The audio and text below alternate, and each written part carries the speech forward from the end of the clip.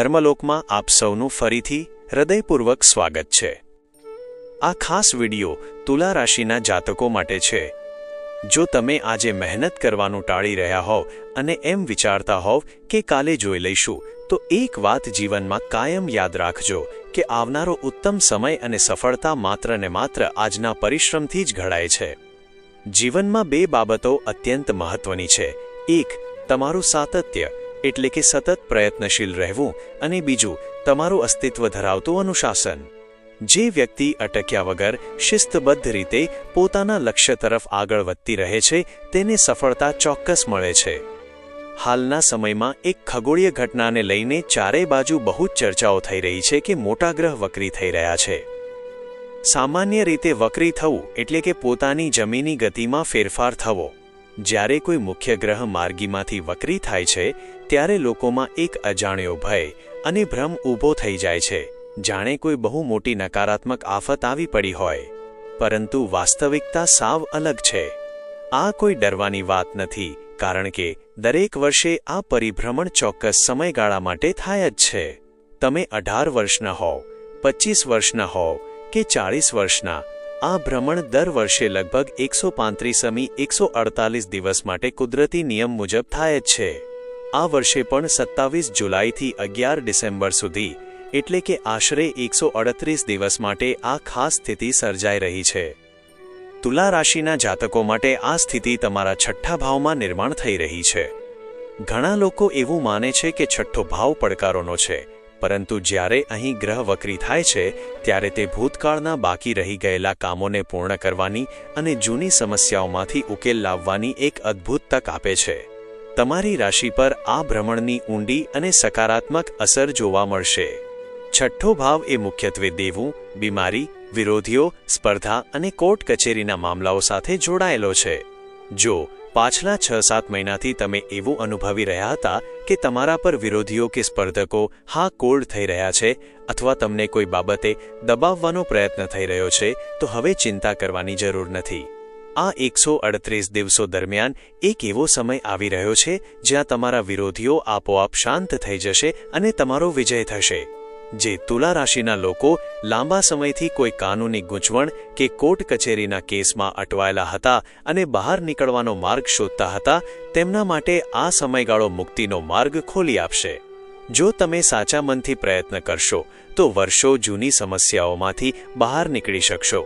આ ઉપરાંત જો તમે કોઈ જૂનું દેવું કે કરજ ચૂકવવા માટે સતત મથી રહ્યા હતા અને યોગ્ય રસ્તો નહોતો મળતો, તો હવે નાણાકીય આયોજન સુધરશે અને ઋણ મુક્તિના નવા દ્વાર ખુલશે। તમારી આર્થિક સ્થિતિમાં એક મજબૂત સ્થિરતા આવતી જોવા મળશે, જેનાથી માનસિક તણાવ પણ દૂર થશે।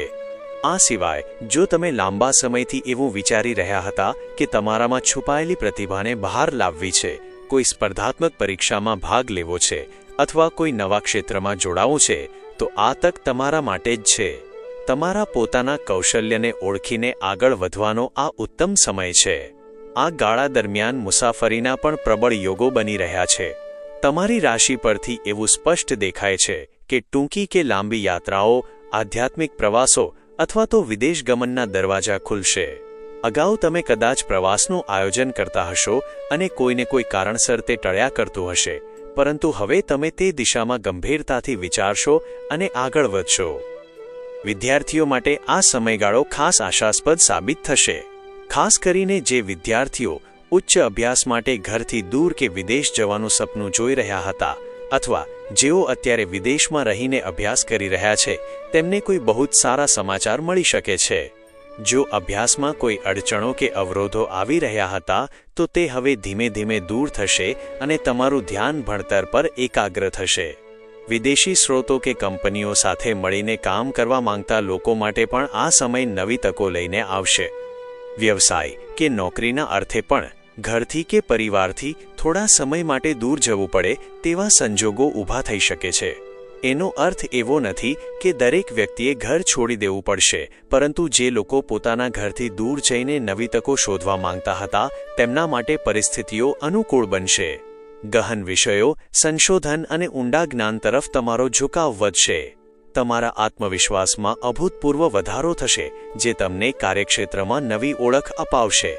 જો કે આ સમયગાળા દરમિયાન તમારે તમારા સ્વાસ્થ્ય પ્રત્યે થોડી જાગૃતિ રાખવી પડશે.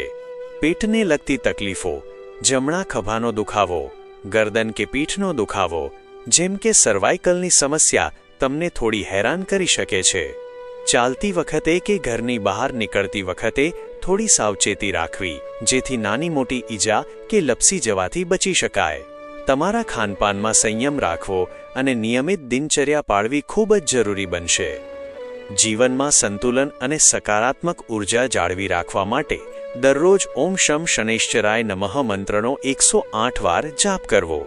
તેની સાથે નિત્ય હનુમાન ચાલીસાના પાઠ કરવા અને ઓમ શુક્રાય નમઃ મંત્રનો જપ કરવો તમારા માટે અત્યંત શુભ અને ફળદાયી રહેશે. જો તમને આ વિડીયો ગમ્યો હોય અને તમારા જીવનમાં ઉપયોગી લાગ્યો હોય તો વિડીયોને લાઇક કરો, તમારા સ્વજનો સાથે શેર કરો અને આવી જ સત્ય તથા આધ્યાત્મિક માહિતી મેળવવા માટે આપણી ચેનલ ધર્મલોકને અત્યારે જ સબસ્ક્રાઇબ કરી લો. કોમેન્ટમાં હર હર મહાદેવ લખવાનું ભૂલતા નહીં. આપ સૌનું કલ્યાણ થાય. ધન્યવાદ.